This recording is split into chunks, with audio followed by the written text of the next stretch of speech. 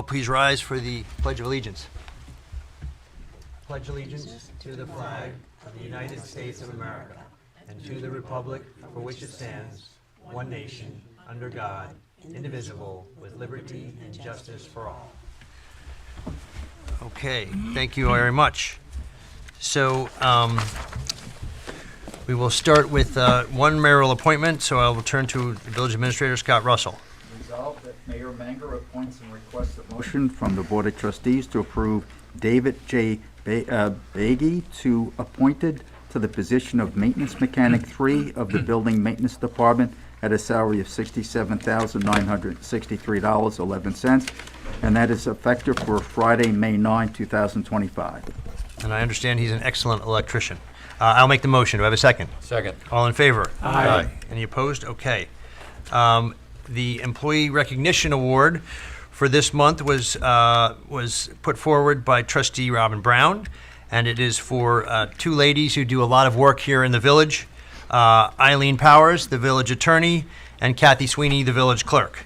So I want to congratulate them for their hard work and dedication, and thank you, Robin, for submitting their names. So at this time, we will open the first public hearing.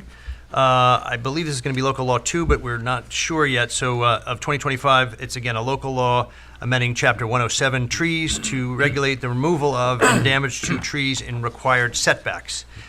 This is a continuation that we had from the previous meeting. So at this time, I will open the floor to anyone that would like to speak on the proposed legislation. And actually, I think Eileen, maybe you should say that there have been a couple of changes since the last public hearing. We took into account some of the comments that were made, so we have made a few changes. So maybe, Eileen, you could just go over those changes, please. So the most recent changes under the definition, under the definition of heritage tree, we just changed the definition to clarify it. It's really not that different. It just is a little bit more, I think, streamlined and clear that these are criteria for the board to consider when designating a heritage tree. Do you want to read it out? Sure. The new definition, it says an individual, this would be the definition of a heritage tree, an individual tree with unique value.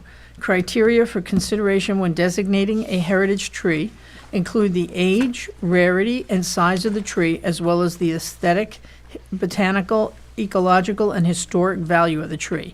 Heritage tree shall also include any tree deemed endangered or protected according to the village, county, state, or federal law, rule, or regulation.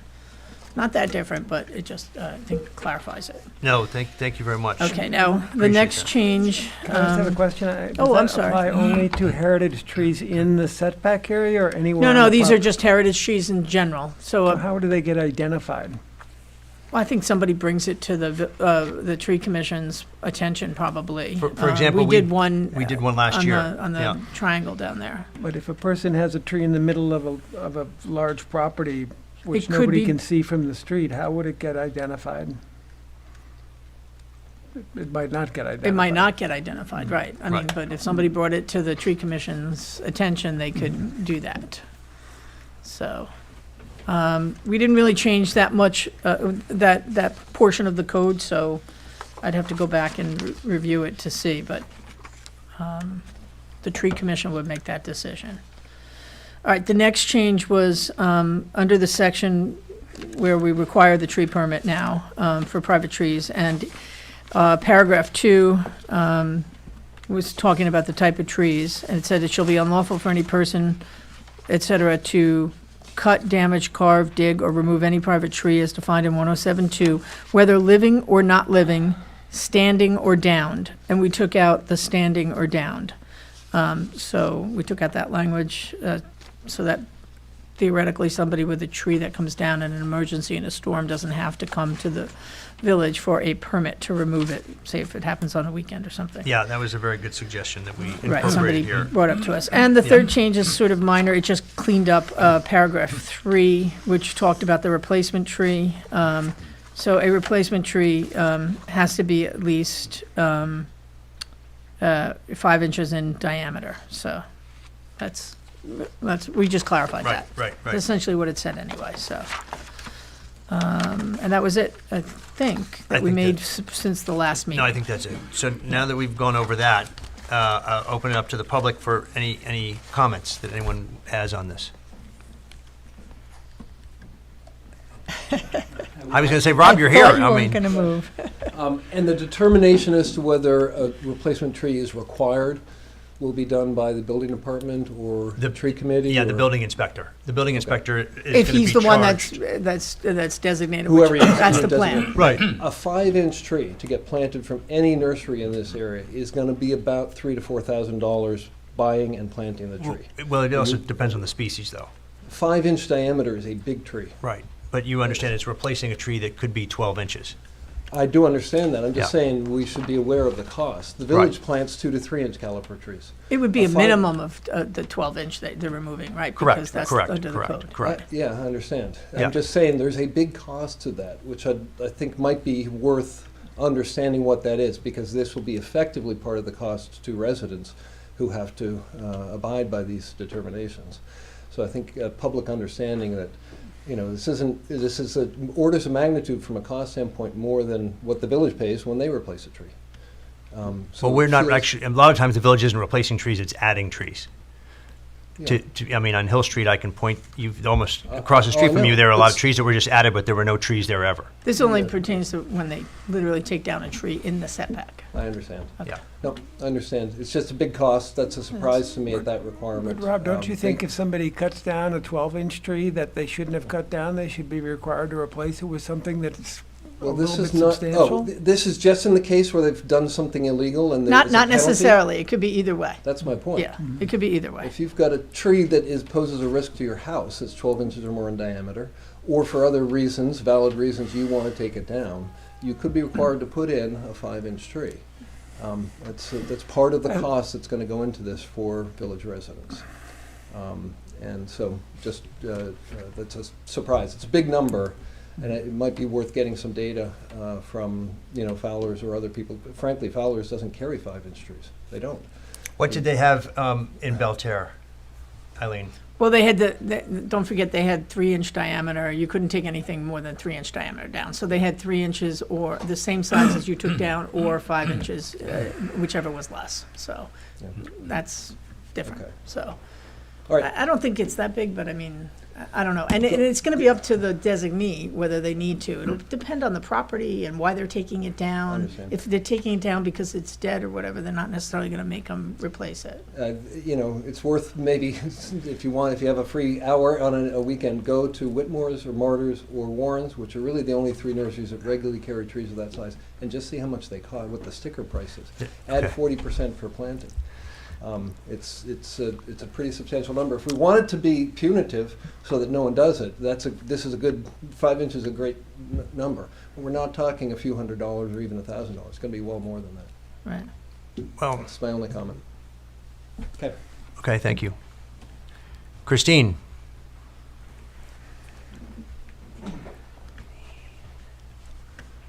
Sorry, I didn't have a chance to read the whole thing, but in the section on page 11 of the agenda, where it talks about dirt, I mean, if you're having a tree, Can I see the page that you're looking at so I know? Okay, yeah. It's Wonderful, the yes. complete red page, the addition. Go ahead. in other words, if you're having a tree addressed for disease, and they dig around the base of the tree and add soil, somebody has to get a permit for that. If an arborist is doing it? Yes. If you're Because putting more that's a than, way to kill a tree. if you just so put more know. than It's two, not. They're gonna It get is. rid of the disease. Oh, there might be other reasons for doing it, but it is commonly used to kill a tree, so. Okay, because, well, how do you get rid of insects inside a tree? I'm not an arborist, I don't know. But that's what the arborist has suggested doing. Right, so then you would just get a permit if you were gonna do that. When's this going into effect? we When haven't, we adopt it. we're still having a public hearing, Christine. Oh, Yeah. you are? Yeah. Okay. You're It's gonna not go gonna take be a down a tree complicated- before we yeah. put this into effect? It's not taking it down, it's trying to fix it. No, that's what we want. We want people to take care of their trees. Yeah. And as long as I've been mayor, we've been planting over 200 trees a year in this village. We're doing a lot of tree planting in this village, Right, and we but want to I protect don't know trees. what soil they're gonna disturb Well, to try to fix it. So Christine, I think we have to talk to an arborist who's Well, obviously. no, I have a proposal. Okay, well, again, that's It says how many inches. that's between you and your arborist, though. Well, So I don't- again, what we're trying to do is protect trees. The problem is if you put more, this is, again, from what we have researched, if you put more than 2 inches around a tree base, it can kill the tree. Yeah, I don't know what it is. Yeah, so, anyway, thank you, Christine. Anyone else like to talk on this? Is there anyone sage on Zoom? I do have one written correspondence. Okay, We have correspondence from Sheila Pfeiffer, who sends her regrets for not being able to attend in person. She wrote in support of the tree legislation. However, she believes it could be more expansive. more expensive, okay. We get all sides here. All right, thank you. All right, does anyone on the board wish to speak or make any comments about this? Well, I think I made my comments to yourself as well. Yeah. I just think this legislation is too expansive, and if what we're trying to do is limit or avoid clear cutting, and let's make legislation that specifically addresses clear cutting, to address all the trees in the village and on private property. I think it's just overbearing. All right, well, just a reminder, this is only dealing with trees that are in the required setback on a property. The village currently does not allow you to build in a required setback. This is just merely saying that the trees of a certain size, 12 inches or larger, that are in a required setback where you already cannot build, but a tree could exist, it is that we are asking them to come into the village building inspector to get a permit to remove that tree. Just want to make it very clear and simple. But they may require you to plant another one at great expense. I just think that's overreaching. All right, so we can look at that again. So then, you know what? We're going to keep this public hearing open, and we'll keep going. Okay. I'll make a motion to keep the public hearing open. Do I have a second? Second. All in favor? Aye. Aye. Any opposed? Okay, thank you. The next is another local law, and of 2025. This is a local law for the fiscal year commencing June 1st, 2025, authorizing a tax levy in excess of the limit established by General Municipal Law 3-C. So it's my understanding that this is something that we have to do even if we are. Skip number 2. I'll- Go back one. Yeah, this is number 2. Oh, this is public hearing number 3, that's all. No, I'm It's okay. So sorry. I'm going to do 3 right now. I'm so sorry. So, anyway, this is something that we have to do even if we do not expect to pierce the tax cap, Right. Sorry. correct? Correct. So Yes. I'll make a motion that we open this public hearing to discuss, I guess, the possibility of piercing the tax cap. Second. All in favor? Aye. Any opposed? Okay, anyone wish to speak on this? This is something that we do actually every year. It's required by state law. So, anyone speak? No. Okay. I just think it's commendable on the part of the village and the finance committee for having created a budget that doesn't require a tax increase at all. It seems every day I open the paper, there's another municipality or here in the eastern Long Island that is raising their taxes and piercing the tax cap by as much as 8%. So, and it's a tough inflationary environment. Expenses are going up, and yet with great management by part of all the village heads of department and the people who work in the village, been able to hold costs down. So I know we have to do this just as a matter of course, Mayor, but I commend the Finance Committee for putting the budget together in such a effective way. And we're going to get to hear from Ed Moneypenny, the chair of the Finance Committee, in a little bit. All right, so, well, I honestly, if no one wants to comment on this, then I will close this public hearing on the local law for the fiscal year commencing June 1st, 2025, authorizing a tax levy in excess of the limit established by General Municipal Law 3-C. Second. All in favor? Aye. Aye. Any opposed? Okay, so, sorry, now we'll go back to 2. a local law amending Chapter 110-43 of the Village Code, Vehicles and Traffic, by updating and amending Schedule L, stopping, standing, and parking restrictions by creating a ride app pickup and drop-off location at the railroad station. This is on either Railroad Plaza or Powell, if you use that definition. But I will make a motion to open this public hearing. Second. All in favor? Aye. Any opposed? Okay. Would anyone like to speak on this? This was something that was introduced previously in conjunction, actually, with some businesses that are over there as well, that they were asking for a designated ride app pickup and drop-off place. We also thought it would be of benefit to the train station.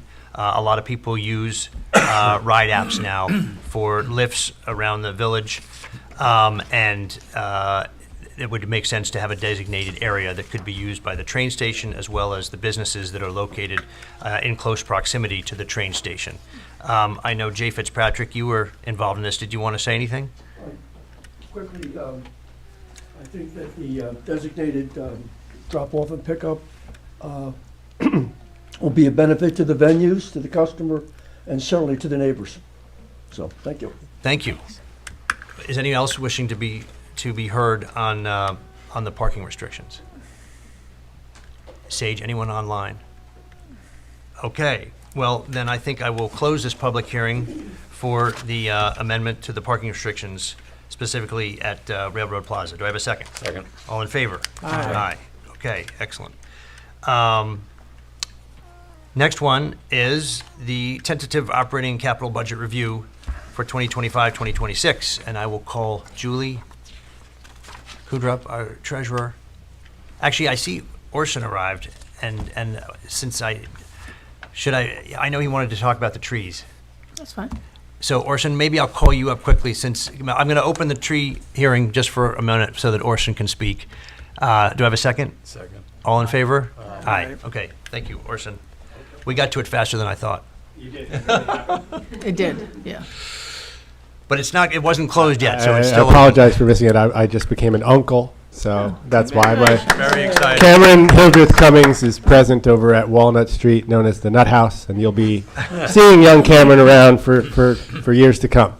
Excellent. So sorry to miss the tree thing, but I did want to speak to it because we did have something happen on Walnut Street that stuck in my mind when a new person moved into town and promptly had a big stir about a tree and had it chopped down. And we all still lament the loss of that tree. And it sounded to me like a great idea. Obviously, there's sometimes people should chop down trees, but to have an arborist at least have a process for how we do this, it seemed to make a lot of sense for me.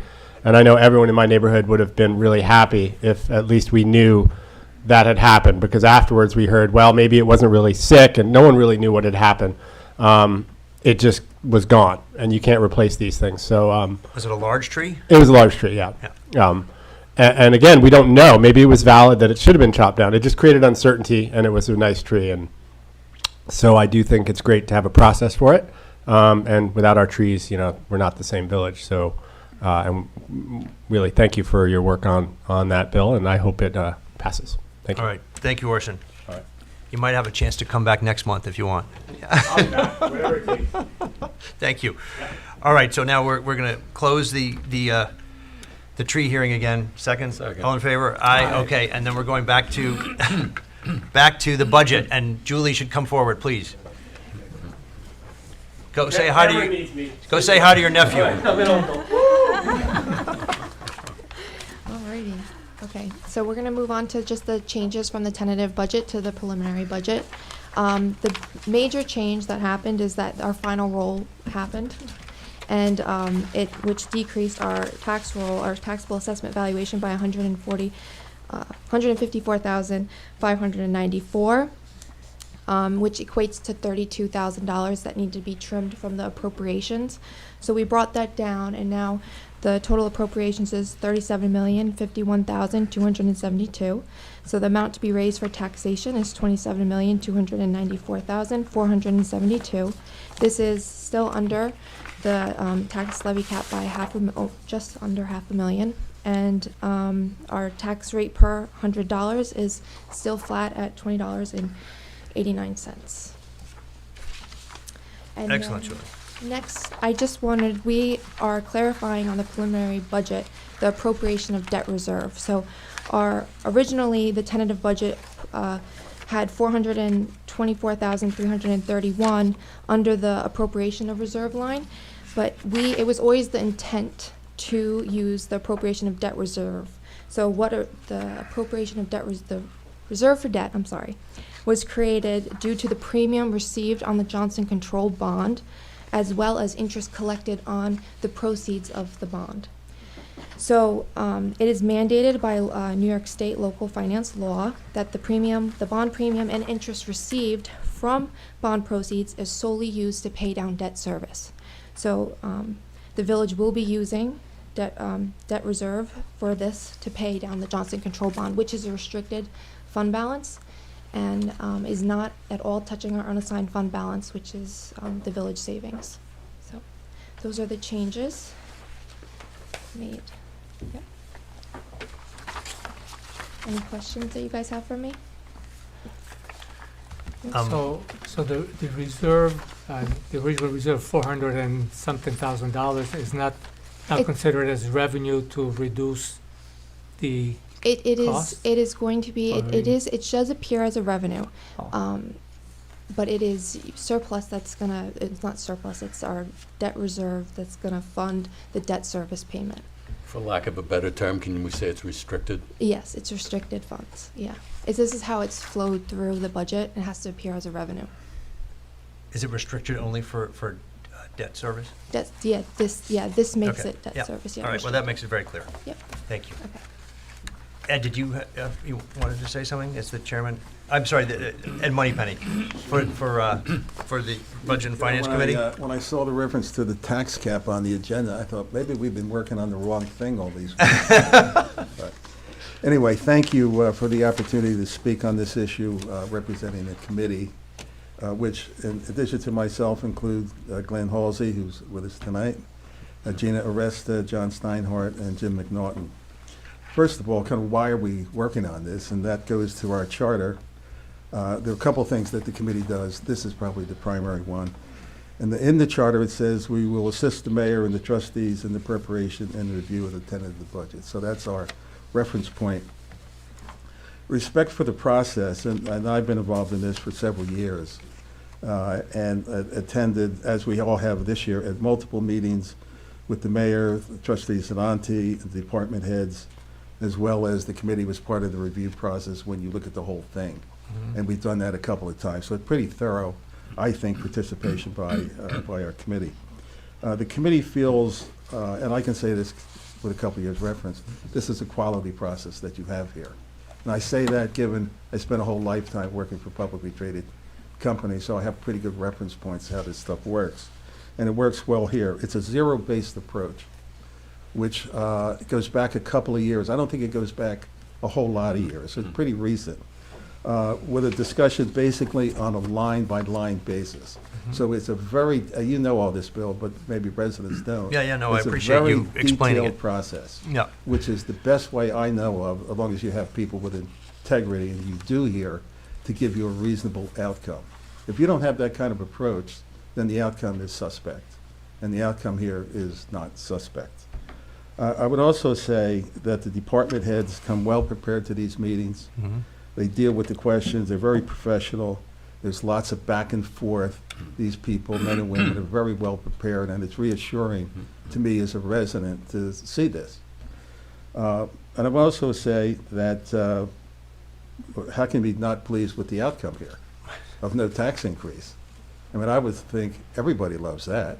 And I think that's particularly noteworthy when you look at, and Roy mentioned this, a number of the towns on the East End, maybe actually all of them, have pierced the tax cap. And several of them have pierced it by a pretty significant percent.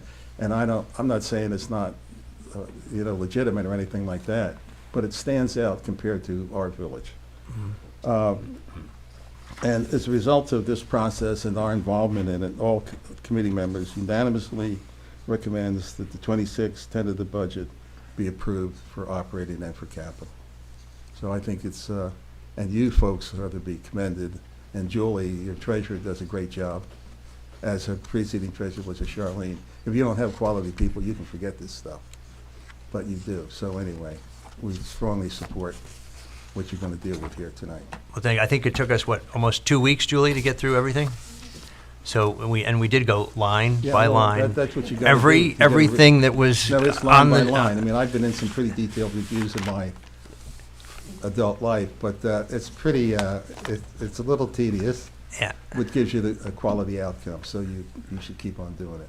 all right, I appreciate it. Thank you Yep. for your words. And I want to just ask Glenn, as a fellow member of the Budget and Finance Committee, if he would like to add anything. Mr. Halsey? No, I'll just. Please come up, please come, you got to come to the podium, Glenn. I was here to support Ed, but this is my first year on the committee. I don't have quite the experience Ed does, but I've done plenty of budgets for corporations and things, and I agree. Process is very sound. It is zero-based, which is what you need to do. You can't just take a line item and say, we'll add 10% or we'll do this. You've got to look at every line, and I was really impressed with the department heads. I didn't even know that they would be in those meetings for so long. I did not get to attend every single meeting for personal reasons, but for what I did and everything I learned, I thought it was a good process, and I thought the treasurer did a great job presenting the information, and where we needed more information, she got it. Again, good questions were asked. You know, I feel like next year I'll even have more involvement, but I did appreciate, you know, how we went about it and how the information was presented, and I'm happy, you know, as a village resident for my whole life, I'm happy to see that it works this way. I had no idea until I actually sat in the meetings, and just wanted to thank you all, and I appreciate being on the committee. Thanks. Thank you, Glenn, very much. We appreciate your work on the committee for the last year. So at this point, is there anyone else who would like to speak on the village budget? Sage, anyone online? Yeah, Anyone? Yeah, if I Yeah, sure. might. Yeah, it was a long process, and thank you, Budget and Finance Committee, for your wonderful comments, and of course, thank you, Julie and Kelly, for your hard work. I just want to talk a little bit about some misinformation that I've read that's out there about the increase in spending, which was $1.1 million over last year's budget, which is about a 3.29% increase. I think this requires context in several ways. If you're not going to negotiate with your village employees and provide basic contract give and take, you wouldn't increase spending. If you don't fund critical infrastructure and deferred maintenance needs, you're not going to increase spending. If you don't give the police department the resources it needs to enforce the laws you're passing, you're not going to increase spending. So this is the bind that we were in, and that's the context for the increase in spending. Secondly, the second context that I think is very important is that there is no tax increase, there is no piercing of the tax cap, and we've introduced the concept of productivity and cost savings in our departments, which I think is a massive step forward. Anyway, those are my comments. Thank you. Thank you, Trustee Zananti. Anyone else like to make any comments? Well, I would just second what Trustee Zananti said. As liaison to the fire department, I know that's one of the bigger budget areas that we spend money on. We are blessed to have so many volunteers without whom we couldn't protect the village, but the equipment they use is expensive and getting more expensive every day. And some of the big numbers that are in the budget are appropriations for capital equipment and also for funding the operating costs of the fire department. And I'm sure, Glenn, you can appreciate the fact that when something bad happens, we have the equipment to show up and make things better. I said it when we took the fire department went to the brush fires in West Hampton, you never know when you're going to need the equipment until you really need it. And so I'm very proud that we're able to provide our excellent emergency first responders with the equipment they need to keep us all safe. So anybody who's complaining about increase in spending in those areas must be not cognizant of the fact that keeping us safe is not a cheap endeavor. And I'm glad we're able to finance and keep and pay for the things we need to do that task. Yeah, and I would just add that obviously if we had a paid fire department and a paid ambulance service, that the taxes would really go up.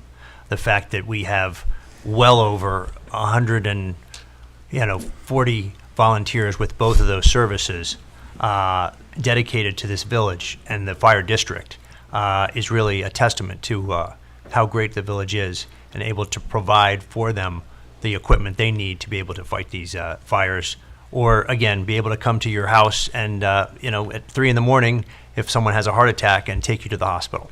So again, I just wanted to say there's a great savings in that we have volunteer forces for EMS, but we need to provide the equipment for them to do the job.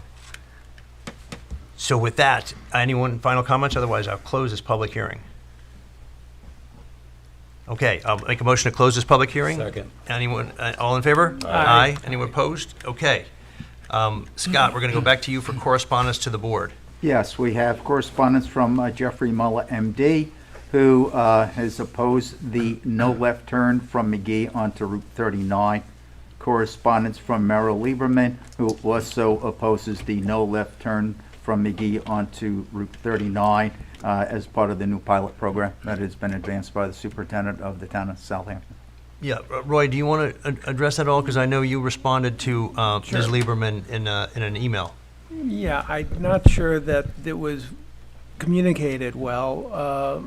I found out about the new traffic restrictions from reading them in the paper. They're a town initiative, pretty much started by town highway supervisor McArdle. And I think Chief Hertow had some input into it because we're providing some personnel to help them do it.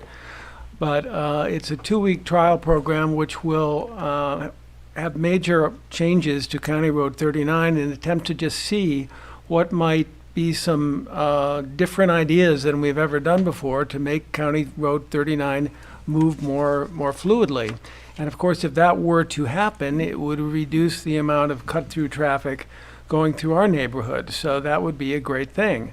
What I read about in the paper, which concerned me, was that while we already have in our own village restrictions from Somerset, Bishops, and Corrigan, people making right turns to go west during rush hour, that the highway light at McGee Street was going to be left green going east-west, and no left turns were going to be allowed from McGee, which basically meant if you lived in the western part of the village, north of Hill Street but south of County Road 39, you would have no way to go west in the evening. So I called up Chief Hertow, and what was not presented in the paper was that a new road, is it Roscoe Street? Roscoe Lane, which connects McGee with Tuckahoe Lane, will be opened, and people can go down Roscoe, take a left on Tuckahoe Lane, and then take a right onto Hill Street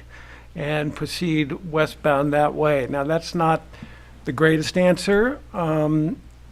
Chief Hertow said that there's also a possibility that, depending on how the trial goes, that they would create a dedicated left turn lane at McGee and change from no left turns to that.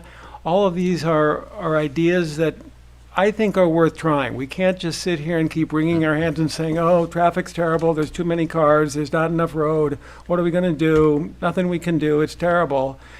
I commend the town for at least trying something, and it's a 2-week period. It's going to be pretty crazy, especially the first couple of days when you have a new traffic pattern. I think probably it could have been communicated a little bit better so everybody's aware of it. And I still think that needs to be done, so all of a sudden it's not just, April 21st, boom. But I do think we need to try something. And so in answer to Merrill and Dr. Mueller, it's not going to be super convenient for 2 weeks, but let's see if we can figure out some things from this trial that make things better. And at the very least, it shows that the town and the county we're on their radar as having a serious problem out here with traffic, and they are looking at ways to try and fix it, which I think is really a big first step for getting the traffic problem ameliorated out here in our village. Thank you very much, Trustee Stevenson. All right, so now I guess we will open it for public comment. Anyone that would like to speak on any topic can come forward and address the board. You announce me, Scott? Oh, yes, Mr. David Rung has signed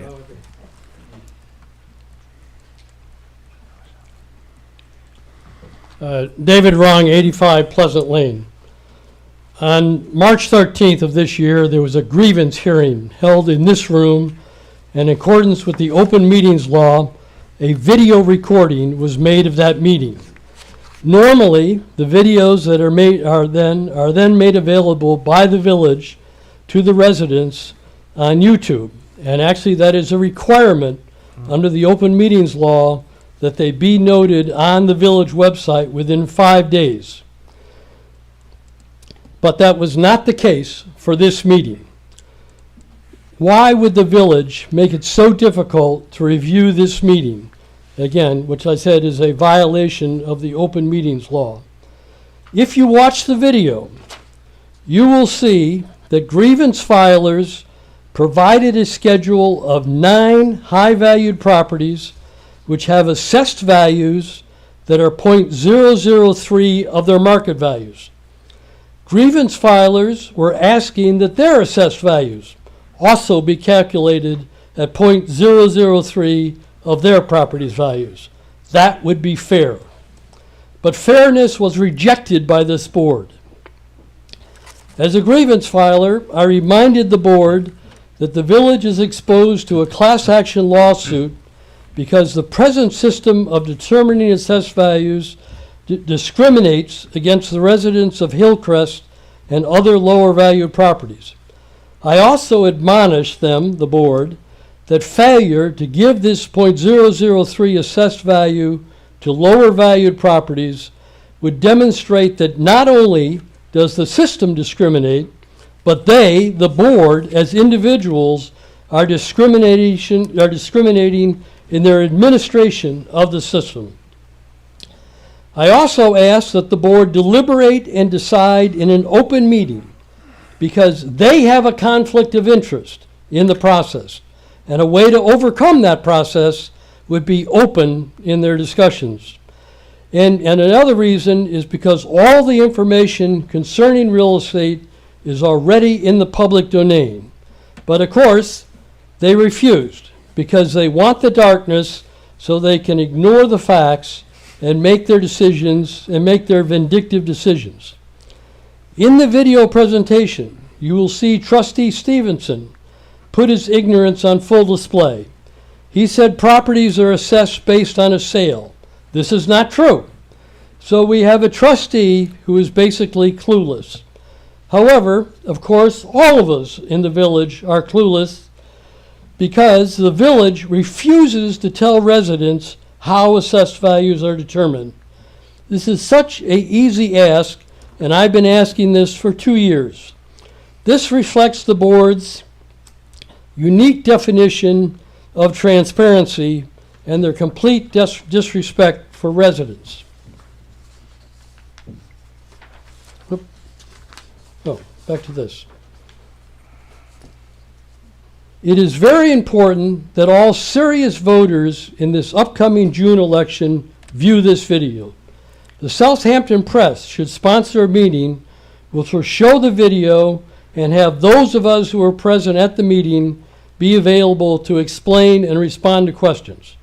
The video clearly shows that the incumbent board members care nothing about fairness, care nothing about transparency, and also care nothing about complying with the open meetings law. They have sold their souls to their wealthy benefactors and their own self-interest to the detriment of all the rest of us. Voters, you need to know the character of the incumbent members of the board. You need to review the video of the 313 grievance, because that will help you make an informed decision this June. Thank you. Thank you, Mr. Rung. I'd like to ask the village attorney if there was any violation of the open meetings law. No, I'm not aware of it. Okay, allow No, me. wait, Mr. Rung, you've spoken. You can step down now, and I'm asking the Yeah. village attorney Read a that? question. We're not to be having back and forth with the village attorney. If you want to present something to the village attorney, you can do so through the clerk. Right now, I'm asking the village attorney a question. Thank you, Mr. Rung. Okay, Thank so you, Mr. Rung. the grievance meeting was properly noticed, and it was held in an open public forum that day. There's no problem with it. But the video was not put on the village website and was not made available to residents. I'm not So I getting have into an my argument with you. readers No, asking Mr. me, Rung, how do I Mr. view Rung, this? Mr. Rung. And it was not made available. Thank And- you. And that's not in It was a accordance with public the law, meeting. It is in which I will accordance with the provide law. you the site. Okay, Meetings do not need to be broadcast. they do not. They do not. You're wrong, Mr. Rung. That's it. I'm not discussing it with you. Next. law. Mr. Rung, I know the law. Thank you. Yes, I do. Anyway, we'll move on. Any other public comment?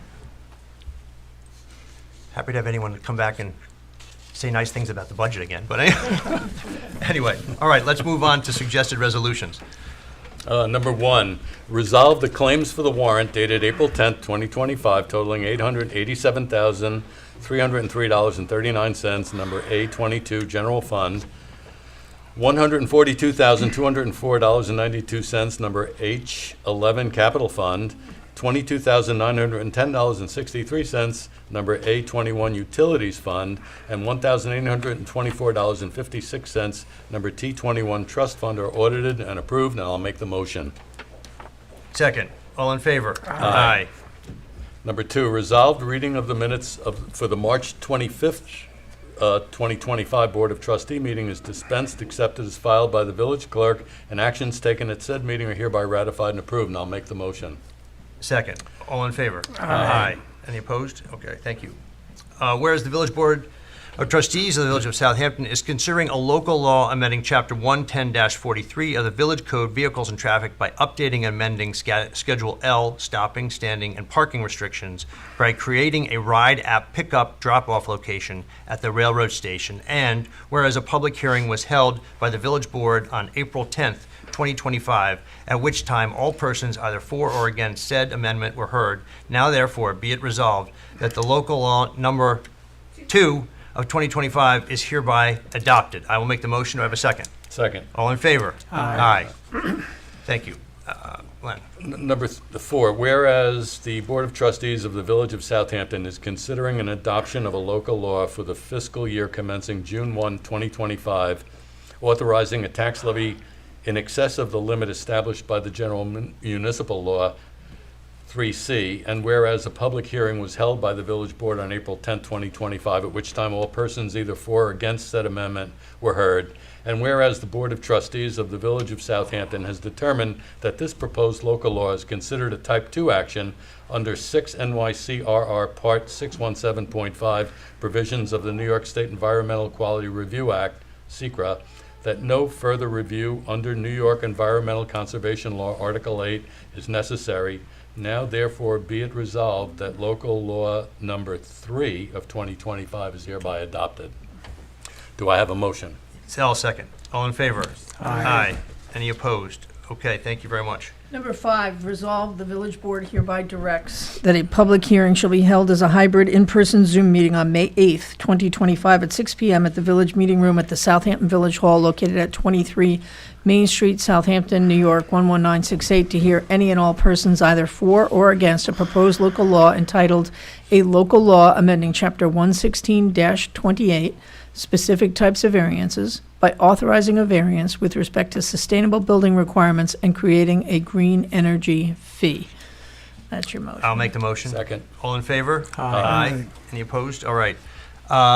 Number 6, I actually am going to make a motion to table this for further discussion on exactly the way the contract is going to work. We might parse this out in phases, and we will also be looking at sources of capital for the algae harvesters. So I will make a motion to table number 6 here. Do I have a second? Second. All in favor? Aye. Any opposed? Okay, thank you very much.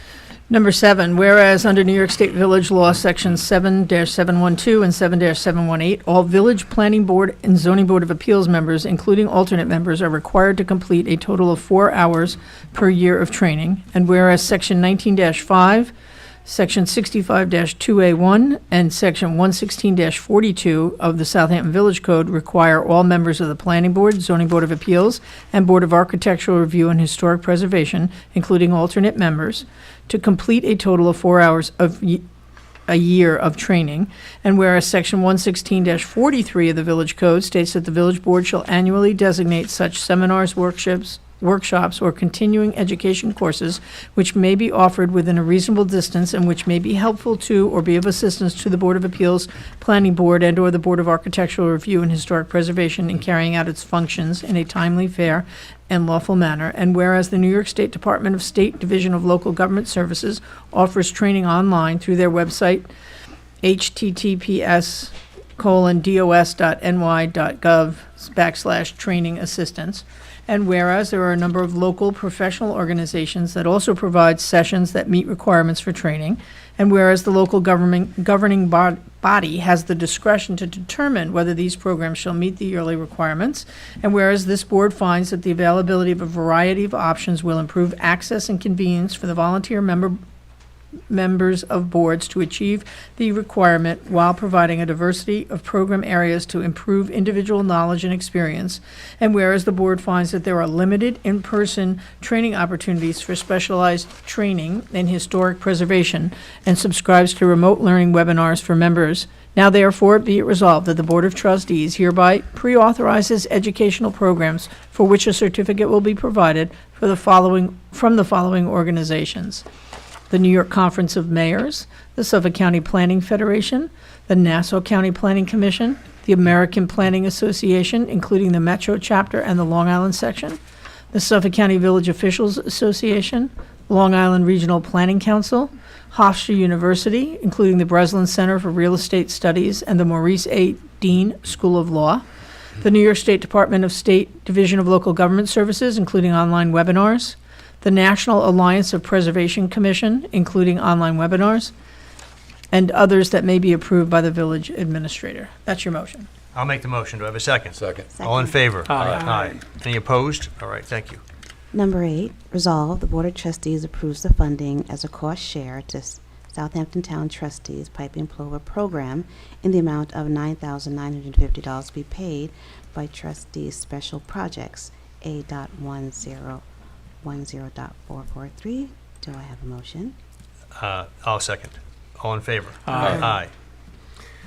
Resolved, the Board of Trustees approves the I Try organization to host their 11th annual bike practices at Cooper's Beach for June 7th, 14th, and 21st, 2025, from 11 a.m. to 4:30 p.m. The local nonprofit organization is requesting the police fee to be waived for their event. I make a motion. Second, discussion. Chief, since you're here, do we know what the amount would be for the police that is requested for those? I usually have Officer Keglian and a TCO man that post So for the day. So they're working already. It's not a major. No, it's not overtime. Did we do this last year? We did. We've done it for 3 years. Okay, 4 years. all right. Thank you for that clarification. All right, well, that being said, I will make the motion. Is there a second? Second. Or you made the motion, actually. I didn't. Yes. Sorry. Double Second. motion. All in favor? Aye. Resolved, the Board of Trustees approves the beach event application for Gin Lane Beach on Friday, June 13, 2025 at 6 p.m., 11 p.m. for 150 guests. Parking exception letters will be provided and prominently displayed on vehicles during the event. I make the motion. I'll second. All in favor? Aye. Aye. Okay. Resolved, the Board of Trustees recognizes and honors Flag Day as June 14th, 2025. The board also approves the Southampton Rose Society's 5th Annual Rose Day to be held on Saturday, June 14th, 2025. Festivities will last throughout the day and are in conjunction with the Rogers Memorial Library and local businesses, where they are invited to participate in a friendly competition to decorate their storefronts and windows with rose-themed displays. So moved. I'll second. All in favor? Aye. Number 12, resolve, the Board of Trustees hereby approves the Heart of the Hamptons to host their 4th annual Moonlight Plunge fundraiser at Cooper's Beach on Thursday, July 10th, 2025, from 7 p.m. to 10 p.m. The $250 fee will be waived for this event. Do I have a motion? I'll second. All in favor? Aye. All right. Thank you very much. We will now go to comments from board members, and we will start with Trustee Brown. Thank you, Mr. Mayor. Well, I'd like to say how proud we are of Chief Hertow. The NAACP recognized her and all of her contributions to the community. It's wonderful to see that the community at large outside of Southampton Village has recognized her work and contribution to the community, along with our police staff. So congratulations to you. And once again, congratulations to Kathy Sweeney and to Eileen Powers, the work they've done. I want to talk about one particular thing that they've gone above and beyond that many people do not know, as far as doing the research for the software for the foils. Thank you very much. But what was so outstanding to me is that they selfishly took their times on the weekends and the evenings to make sure things were in a timely fashion. So we want to say thank you so very much, Eileen. Thank you so very much, Kathy. We appreciate your work and your contribution to the village. Thank you so very much. And with that, I will say thank you and good night. Okay, so we will go to Trustee Simeoni. Thank you. Today, myself and Trustee Stevenson attended the Express News event about the expansion of the historic district, and it was very interesting, educational. I learned new things about the historic district, and I do recommend that when the video comes out, that people view it and listen to the very interesting comments, both from the panel and from the audience. Thank you. Thank you, Trustee Simeoni. Trustee Stevenson. Thank you, Mayor. My education may not have been as intense or expansive as some of our citizens, one of whom spoke this evening, but I did learn in my education that sometimes the best way to get to the truth of something is to ask a question rather than just speaking out about it.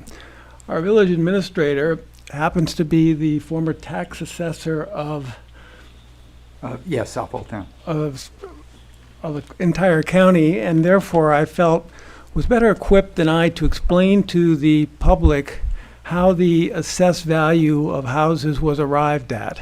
So the fact that I asked a question did not necessarily indicate that I didn't know the answer. I was trying to find a person who could give a more detailed and more expressive answer than I might be able to give, and let the public be informed about something that Mr. Rung continually is erroneous about in his statements about what the tax should be.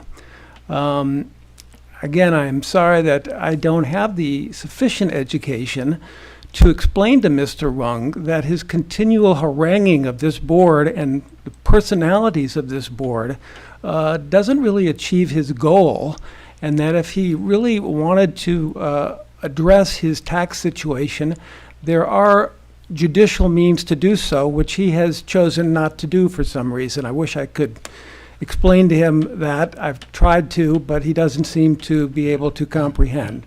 So I'm sorry to have to address this, but I just can't take the personal attacks that this one gentleman continues to make on this board without at some point answering it. Thank you very much. Thank you, Trustee Stevenson. We'll go to Trustee Zananti. Thank you, Mayor. On April 4th, the Southampton Village Traffic Committee convened by Zoom, and the agenda was 3 items. One was traffic enforcement. It was discussed that in the tentative budget, we have funding for 2 seasonal officers who just recently graduated the police academy, and in September, we will have funding for 1 regular police officer, so one of those 2 seasonals will become a regular police officer. What this will allow the chief to do, however, for the summer, is to place these 2 seasonal officers on patrol, thereby being able to redeploy 2 seasoned patrol officers into the traffic enforcement group, thereby doubling it to 4 officers. So this summer, we should be well covered with respect to traffic enforcement and police resources. Also, the chief gave a report on the significant amount of traffic tickets she has been issuing, especially over the last 3 months. Second agenda item was the Southampton Town Pilot, which, as Trustee Stevenson mentioned, will be a pilot with respect to westbound traffic on Route 39, which will commence on April 21st and last for 2 weeks until May 2nd. Enough has been said about that tonight, but I wanted to, we did discuss that at the Traffic Committee. And lastly, obviously the goal for that pilot is to reduce traffic on our residential streets, especially south of Route 39 and north of Hill Street. It has this weird effect of limiting the driving ability of our residents for those 3 hours each day. But as Trustee Stevenson said, and as the editorial in the press said today, we've got to try stuff, and this seems to be something that may have some merit if it can alleviate the traffic in our residential streets by making traffic move more efficiently on Route 39. And lastly, we reviewed the mitigation proposals that our traffic engineering consultant from VHB had issued back in February with respect to speed humps, raised tables at intersections, at stop signs, and et cetera. So those were the 3 agenda items. And lastly, with Passover and Easter holidays coming up, I'd like to wish everyone a wonderful holiday season. Thank you and good night. Thank you, Trustee Zananti. So I was met by one of our residents on the street yesterday who wanted to commend the village on how great it looks, especially with all of the work that DPW has been doing, putting mulch around the trees. Everyone's seen that. The flowers that they've been putting out. Soon we'll see the arrival of the flower boxes that will be planted, probably not until May with the geraniums. But they opened up the Little League fields up at Downs Family Park. We now have a paved new parking lot for the ambulance barn. That was something that's been a long time coming, requested by the volunteer ambulance workers. That finally was paved this week. I know that the chief will be happy to see that finally maybe some of those trucks will get out of there. But I also want to address, the places where we still have work to do. Hampton Road is still a mess, unfortunately, due to National Grid. And there's nothing I can do about that. They were putting in a new gas main. They were on strike for a little bit. I understand they've resumed, but it is going to take more time for them to complete the work on Hampton Road. And unfortunately, while that continues, the village drivers have to suffer a little bit with that uneven pavement.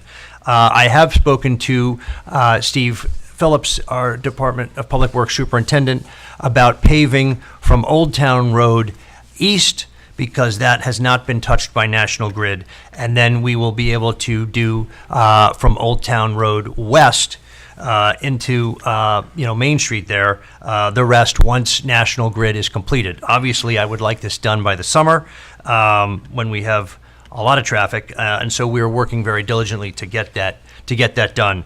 The other thing that has taken longer than I would have hoped is the installation of the new stoplight at Main Street and Job's Lane. This has been going on literally for years now. It arrived and was not properly molded to fit the footings that they had poured. So it went back to the factory for adjustment, and now we are just waiting for Henk to bring those lights back and have them installed so that they will be there for the summer, it's hoped. It will be not only a stoplight at that intersection, a very busy intersection, but also pedestrian cross lights on the four corners, so that it makes it safer, especially for visitors that are unfamiliar with our streets, as to when they should cross the street there, and hopefully make it a lot safer for a lot of people. It's been very busy since the last meeting. I attended a Rotary lunch. Ed Simeone is a member, a Rotarian, and I was there. I spoke to them on the 27th of March. On March 30th, I attended a personal infrastructure exhibit at the Southampton Cultural Center. It was featuring the Southampton African American Museum and artists and sculptors of the area. On March 31st, I went to a meeting in the supervisor's office, Maria Moore's office, with 3 other mayors from West Hampton, Sagaponack, and North Haven. And we went to discuss the process for CPF funding, Community Preservation Fund funding, and how it interacts with the village. Because obviously the town, in this case, holds all the cards, and that the money is at their discretion, and we need to work with them to ask when we would like certain properties acquired with CPF funding, or whether we're looking for some money for water quality grants from the CPF. So again, the 4 mayors met with Maria Moore, the supervisor. She had her deputy supervisor there, and we discussed how we might be able to streamline the process a little bit more. We spoke about the necessity to get appraisals. It was suggested that maybe more appraisers be on the list that would be eligible to provide these appraisals. The supervisor agreed, so they are looking to have more appraisers added to that list so that we can streamline the process and get answers on the appraisal of these properties a little bit faster. On April 3rd, I spoke at a chamber breakfast at Shippey's, which was very well attended. I enjoyed doing that. And later that day, I spoke on WLNG over in Sag Harbor about all of the infrastructure projects going on in this village. And I think we have more infrastructure projects going on in this village than at any time, actually, in the past few decades anyway. On April 5th, I attended the Baykeeper Beach cleanup at Dune Beach. I got just a little over 1 bag. I found someone's old boots. It's amazing that this is what people leave on the beach, but there it was, and I picked it up, and we disposed of it. Trustee Brown also came down and was helping clean up the beach on the April 5th as well. Later on April 5th, I actually went to the Southampton Arts Center. I want to make sure I get to every village entity where there was an exhibit and talk by local artists, one of them being Brendan Johnston, who lives right here on Pond Lane. He spoke about his art, his sculpture. It was quite interesting. April 6th, I went to the ambulance barn because they were training for a mass casualty incident. So they said, for example, if there was, God forbid, a shooter at one of the schools and they had mass casualties, how would they be able to treat them all at once? Or if there was a major accident with multiple injuries, how would they be able to cope with that? So they had 2 days of training over the weekend, and it was extremely well attended. I was very impressed to see how many people showed up at 8:30 on a Sunday morning, and I was there too, to congratulate them and thank them for their efforts. On April 7th, I met with Tora Matsuola, who is the owner of Sen Restaurant in Sag Harbor. Some of you know it's a very nice sushi restaurant, Asian restaurant in Sag Harbor on Main Street. They will be opening a branch of their restaurant in Southampton Village on Job's Lane in the former Bamboo. It will actually have a new name, but it is brought to you by Tora Matsuola of Sen in Sag Harbor. On April 9th, we had a group from the EPA come all the way out here. Members of the EPA committee as far away as San Francisco, Mississippi. I'm trying to think of all the ones I met. They had all come here to meet at the college to hear about the projects going on in this area. And one of the major things that they wanted to speak about was the algae harvesters at Lake Agawam. So we actually left the college. They came in a bus. There must have been 24 of them, I think, to Dozier Park, We walked the site where the algae harvesters will be assembled. We looked at Lake Agawam, and Dan Levy, who's the head of AECOM, the company that is going to be charged with building these algae harvesters and making them operational, was also in attendance and spoke to the group not only at the college but also on site. So that was a great event. And looking forward, on April 15th, I will be attending the Seder meal at Our Lady of the Hamptons. Sister Kathy has been very kind and invited me to attend and represent the village. And so on that note, again, I wish everybody a happy Passover and happy Easter. And thank you very much, and good night. So I will make a motion to adjourn this meeting of the Village Board of Trustees. Do I have a second? All in favor? Aye. Aye.